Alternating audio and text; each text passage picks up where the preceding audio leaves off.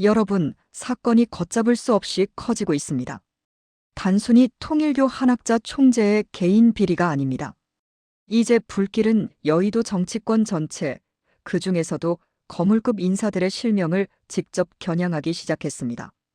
오늘 오마이뉴스 단독 보도를 포함해 지금까지 들어온 충격적인 속보들을 정리해드립니다.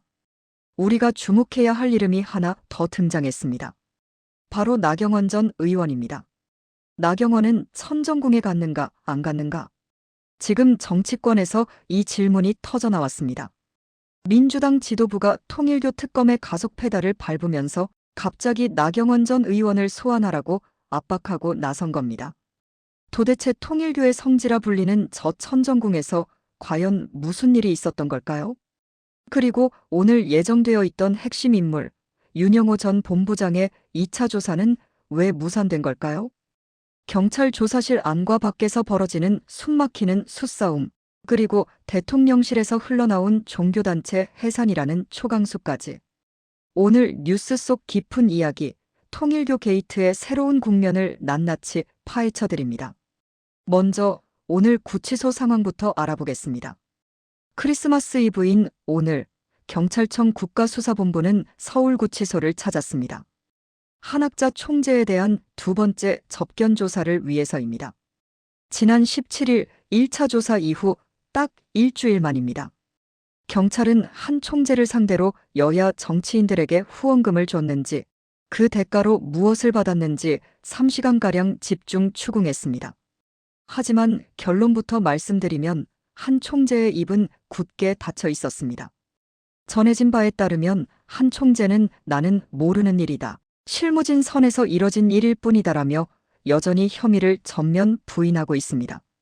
총재라는 자리에 있지만 자금의 세세한 흐름까지는 보고받지 못했다는 이른바 꼬리 자르기 전략을 고수하는 것으로 보입니다.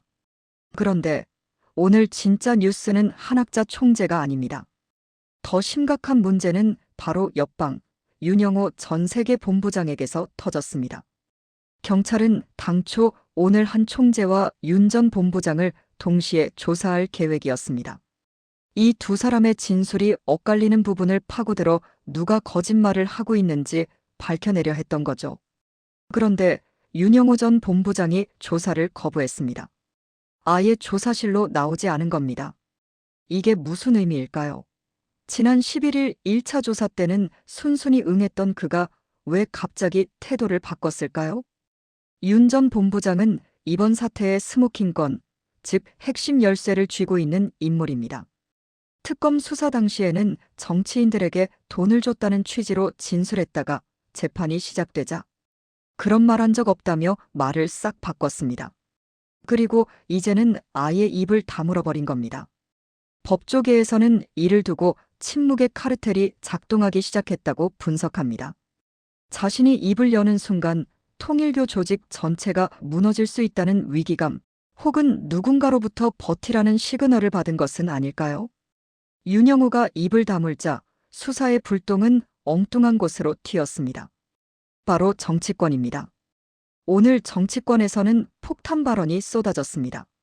민주당 최고위원회의에서 나온 발언들은 그야말로 살생부 수준입니다.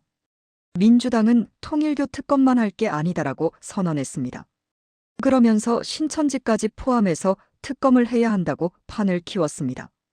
특정 종교가 정치권과 결탁해서 국정을 농단하고 있다는 의혹, 이 뿌리를 아예 뽑아버리겠다는 겁니다. 특히 주목할 것은 나경원이라는 이름의 등장입니다. 야당 지도부는 공개적으로 물었습니다. 나경원 전 의원은 천정궁에 갔나 안 갔나? 천정궁이 어떤 곳입니까? 통일교의 본산이자 한학자 총재가 거주하는 곳입니다.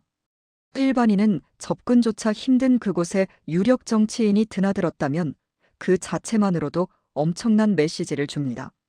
단순히 인사를 하러 간 것인지 아니면 우리가 모르는 밀약이 있었는지 수사를 통해 밝혀야 한다는 게 야당의 주장입니다. 이것은 이번 수사가 단순히 몇몇 정치인의 뇌물수수 의혹을 넘어 보수 정당의 핵심 인사들과 종교계의 오래된 유착, 고리를 끊어내겠다는 거대 정치 전쟁으로 비화하고 있음을 보여줍니다. 상황이 이렇게 돌아가자 정부의 움직임도 심상치 않습니다. 이재명 대통령은 최근 국무회의에서 믿기 힘든 초강수를 언급했습니다. 바로 종교단체 해산입니다.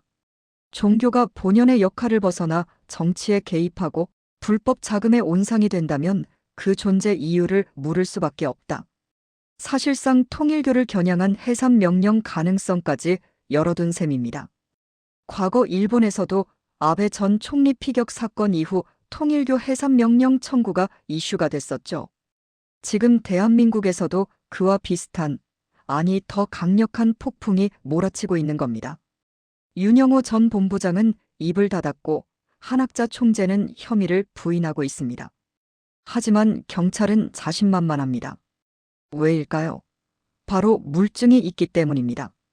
경찰은 최근 압수수색을 통해 수천 쪽에 달하는 내부보고 문건을 확보했습니다. 이 문건은 윤영호 전 본부장이 한학자 총재에게 직보하기 위해 만든 것으로 알려졌습니다. 여기에는 우리가 상상하는 것보다 훨씬 구체적인 내용이 담겨 있다고 합니다. A 의원에게 언제, 어디서, 얼마 전달 완료. B 전 장관, 천정궁 방문 시 시계 선물. 이런 식으로 날짜와 금액, 품목까지 적혀 있다면 아무리 나는 몰랐다고 발뺌해도 빠져나갈 구멍은 없습니다. 오늘 경찰은 또 다른 인물도 불렀습니다. 바로 UPF, 천주평화연합의 전 회장 송모 씨입니다. 송 회장은 그동안 참고인이었지만 오늘부터는 피의자 신분입니다. 경찰은 통일교의 자금이 이 UPF라는 외곽 조직을 통해 세탁된 뒤 정치인들에게 후원금으로 들어간 루트를 확인했습니다. 종교 헌금이 정치 자금으로 둔갑하는 과정, 이 머니 런더링의 실체가 송 회장의 입을 통해 드러날지 주목됩니다. 자, 이제 정리를 해보겠습니다. 지금 이 사건은 세 가지 줄기로 뻗어가고 있습니다. 첫째, 구치소 안에서의 진실 게임입니다. 한학자와 윤영호의 침묵이 언제까지 갈 수 있을지, 경찰이 쥐고 있는 비밀 문건이 언제 터질지가 관건입니다. 둘째, 여의도로 번진 불길입니다. 전재수, 임종성, 김규환 등 이미 거론된 인물들을 넘어 나경원이라는 거물급 인사까지 거론되기 시작했습니다. 특검이 시작되면 이 리스트는 어디까지 늘어날지 모릅니다. 셋째, 정부의 칼날입니다. 이재명 정부는 이번 사건을 단순 비리가 아닌 정교유착 근절의 본보기로 삼으려 하고 있습니다. 종교단체 해산이라는 카드가 실제로 테이블 위에 올라왔다는 건 그만큼 사안을 위중하게 보고 있다는 뜻입니다. 통일교 측은 여전히 종교 탄압이라며 반발하고 있습니다. 미국 폼페이오 전 국무장관까지 나서서 종교의 자유 침해라며 거들고 나섰죠. 하지만 여론은 싸늘합니다. 종교의 자유가 불법 정치 자금의 방패막이가 될 순 없기 때문입니다. 경찰은 조만간 전재수 의원에 대한 수사를 마무리하고 검찰로 송치할 계획입니다. 그리고 한학자 총재에 대한 구속 기한이 끝나기 전에 결정적인 한 방을 터뜨릴 준비를 하고 있습니다.